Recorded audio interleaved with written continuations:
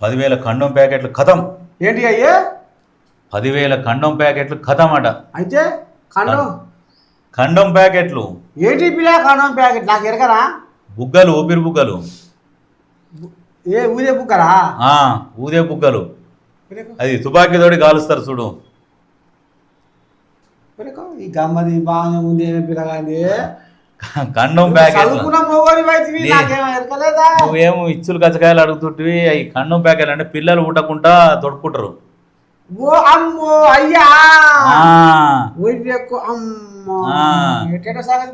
ఏడాది కేవలం 3 రోజుల్లోనే వింటర్ ఒలింపిక్స్ విలేజ్ లో నిర్వాహకుల షాక్.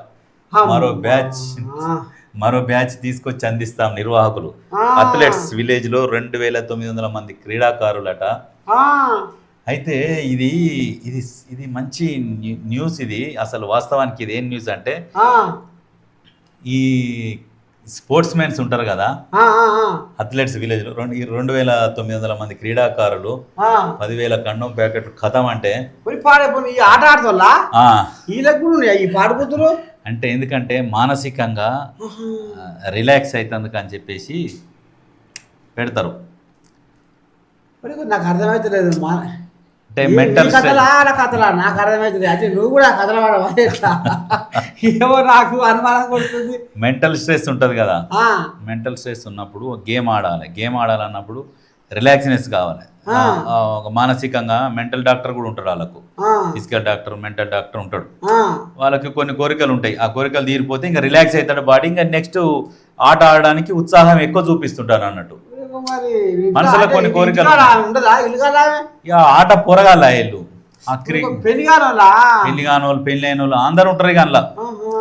అట్లా అన్నట్టు 10,000 ప్యాకెట్లు కథమైనా అంటే బిడ్డలు అమ్మ ఓడో ఎన్ని వాటిరు అన్నట్లు లెక్క. అమ్మ నీ దండం పెడితే 10,000 ప్యాకెట్లు ముండవే కదా, మొత్తం మునుగు పెట్టినట్టుగా 6,000 తీసుకున్నట్టే ఓ దేవుడా.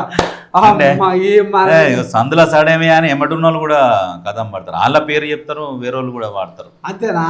వాళ్ళు తక్కువగానే ఎమ్మటోళ్ళు ఉంటారు, నిర్వహించేటోళ్ళు ఉంటారు, నిర్వహించేటానికి దోస్తులు ఉంటారు.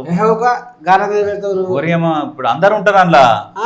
వీళ్ళు షెట్ పేరు చెప్పి కాయలు అమ్మినట్టు చూపిస్తారు, నడుస్తూనే ఉంటాయి. వాళ్ళ పేరు చెప్పి వీళ్ళు కూడా వాడతారు. అట్లా ఈ కథ పెద్దగా అట్లా ఇంకో పేపర్ తీసా అట్లా.